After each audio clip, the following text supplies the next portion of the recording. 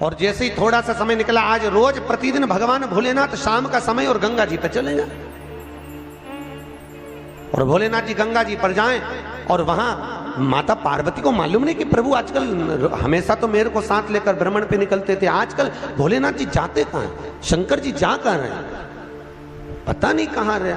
और बाबा भोलेनाथ जी का स्मरण करा।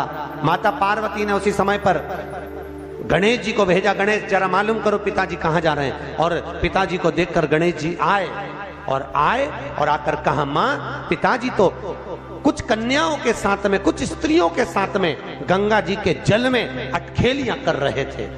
इतना तो मां से कहना था। भोलेनाथ जी के शब्द सुनकर, गणेश जी के वाक्य सुनकर मां जगत जननी क्रोध में लाल हो गई। माता पार्वती क्रोध में लाल, और उसी समय पर माता पार्वती क्रोध में लाल होकर सीधे गंगा जी के तट पर पहुंच गई, सीधे गंगा जी के तट पर।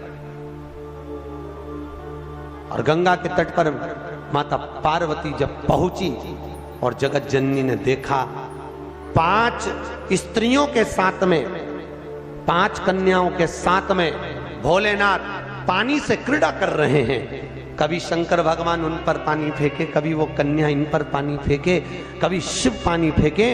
इतने में माता पार्वती क्रोध में लाल होकर बोली, भोलेनाथ। जैसे भोलेनाथ जी को आवाज दी, शंकर भगवान जल क्रीड़ा करते हुए खड़े हुए और खड़े होकर बोले, क्या बात है पार्वती, इतना क्रोध क्यों करती हो?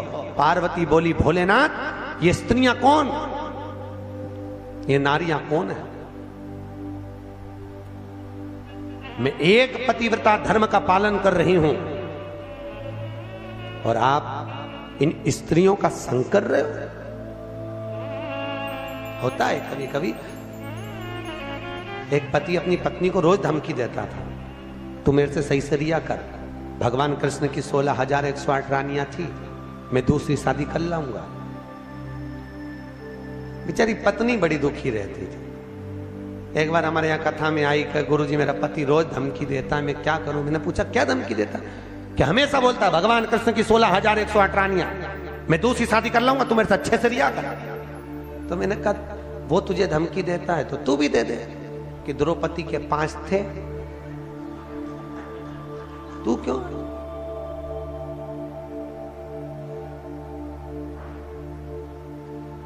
उसने, गुरुजी अब तुम चिंता मत करो, अब बोल। अब दूसरे दिन फिर बोला, भगवान कृष्ण की 16,108 रानियां मैं दूसरी कर लाऊंगा। इतने में जूड़ा बांधती बांधती, देखना माताएं जब झगड़ने जाती है, लड़ने जाती है, जूड़ा बांधती। क्यों? क्योंकि मेरे हिसाब से ये जूड़े से एनर्जी मिलती होगी लड़ने की, पावर। अच्छा, पड़ोसन से 3-4 बार लड़ेगी ना तो 3-4 बार इसका जूड़ा खुलेगा, फिर बांधती बांधती बोल तो जरा, बोल तो, मतलब एनर्जी, पावर, पावर है। होता है। एक पंडित जी बहुत कथा वाच रहे थे, बहुत जोरदार जोरदार कथा वाचे, तो एक सरदार जी ने पूछ लिया, महाराज इतना ज्ञान कहां से आता है तुम्हारे पास में? पंडित जी बोले, हमारा ये चोटी है ना, ये अर्थिंग का ये तार है, एंटीना, ये ऊपर से आता है, इसलिए हम बोल देते। इतने में तुरंत सरदार जी बोले, तुम्हारी चोटी से बड़े तो हमारे बाल, फिर हमको ज्यादा ज्ञानी होना चाहिए। इतने में पंडित जी बोले, ज्ञान तो तुमको आता है, पर ये अर्थिंग का तार है, नीचे टपक जाता है, ज्ञान आने की कमी नहीं, आता जरूर है, सब चला पाया, मना नहीं है। तो भैया कभी ना बोले। भगवान शिव जब अटखेलियां कर रहे थे स्त्रियों के साथ में, 5 स्त्रियों के साथ में अटखेलियां, तो भोलेनाथ जी के सम्मुख में पार्वती मैया ने कहा, आप ये 5 स्त्रियों के साथ, 5 कन्याओं के साथ क्या कर रहे हो? कौन है ये? मैं एक पतिव्रता धर्म का पालन कर रही हूं और तुमने ये क्या करा? भोलेनाथ जी ने कहा, पार्वती मौन होइए। पार्वती को क्रोध आया, केश माता पार्वती ने खोले। भगवान भोलेनाथ को लगा ये इन कन्याओं को मार देगी। तब भगवान शिव ने कहा, पार्वती चुप हो, ये मेरी 5 बेटियां हैं, ये मेरी 5 पुत्रियां। पार्वती ने पूछा, 5 पुत्रियां कब प्रकट हो गई प्रभु? बाबा भोलेनाथ ने कहा, पार्वती जब चौसर खेलते समय तूने मेरे वस्त्र लिए, मैं जल क्रीड़ा करने के लिए, जल में तप करने के लिए बैठा। तप के करने से मेरे शरीर से पसीना बह निकला। उस पसीने से 5 धाराएं प्रकट हो गई। उस 5 धारा से गंगा जी की गोद से मेरी ये 5 बेटियां प्रकट हुई है। पहली जया, दूसरी विषहरा, तीसरी श्यामली बारी, चौथी देव और 5वीं दोतली। ये 5 कन्या शंकर जी की 5 बेटी। उसी समय पर माता पार्वती ने गंगा जी के जल को हाथ में लेकर कहा, गंगा तू मेरी बहन है, मेरे गर्भ से तो संतान नहीं हुई, पर तूने मेरे बच्चों को पाला पोसा बड़ा किया, इसलिए तेरे घाट पर आने वाला व्यक्ति शंकर जी के साथ तेरा स्मरण करेगा और जो हर हर गंगे बोलेगा, गंगा उसको तेरे स्नान का पुण्य घर बैठे मिल जाएगा। हर हर गंगे बोलो जम के। केवल गंगा के साथ उसी दिन से हर हर शब्द जुड़ गए और जिंदगी हो गई आपकी बोलते बोलते। आपको अभी तक नहीं मालूम होगा कि हर हर गंगे क्यों बोलते। भैया शिव महापुराण में एक एक संवाद है। चावल क्यों लगाना चाहिए, शिव जी को कंकु क्यों नहीं लगाया जाता, शंकर को कुंकू नहीं लगता, रोली नहीं लगती, क्योंकि भगवान शंकर जब एक बार बैठे थे तो एक भगत ने शिव जी का कुंकू अभिषेक कर दिया था।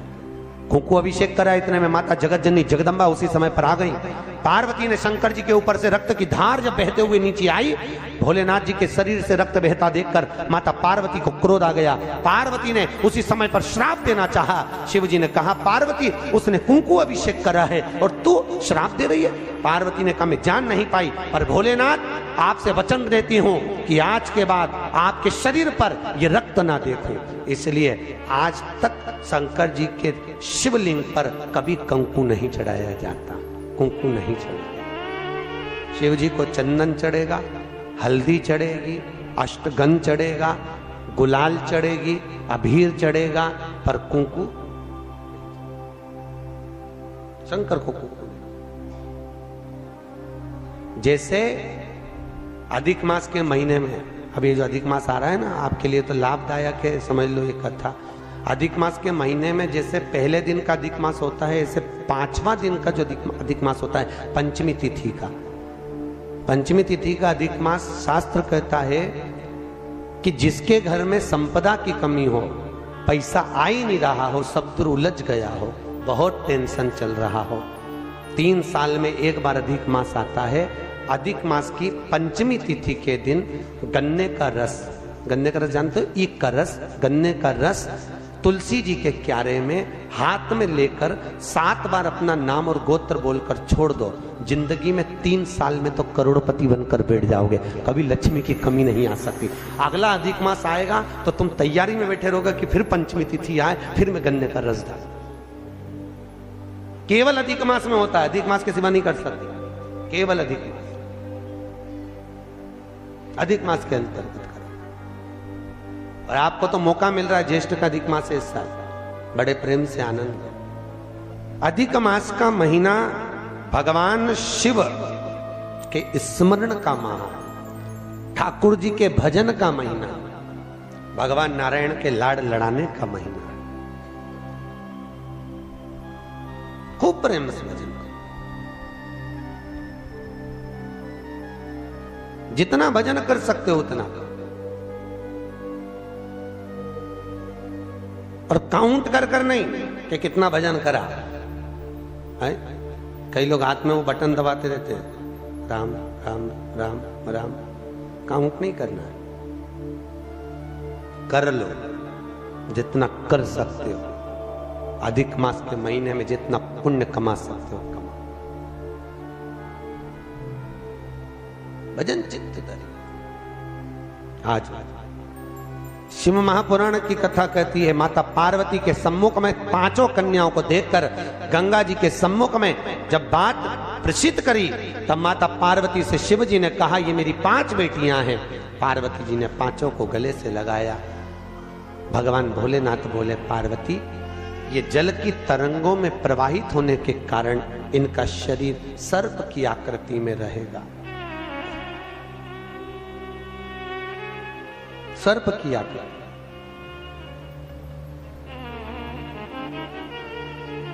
और वो 5 कन्या शंकर भगवान की 5 सर्प रूप की बेटियां हुई।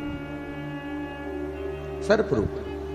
आज भी नाग पंचमी के दिन घर के दरवाजे पर, घर के दोनों ओर, अब इधर पूछते हैं कि नहीं पूछते मालूम नहीं, पर नाग पंचमी के दिन 5 सर्प यहां बनाते हैं।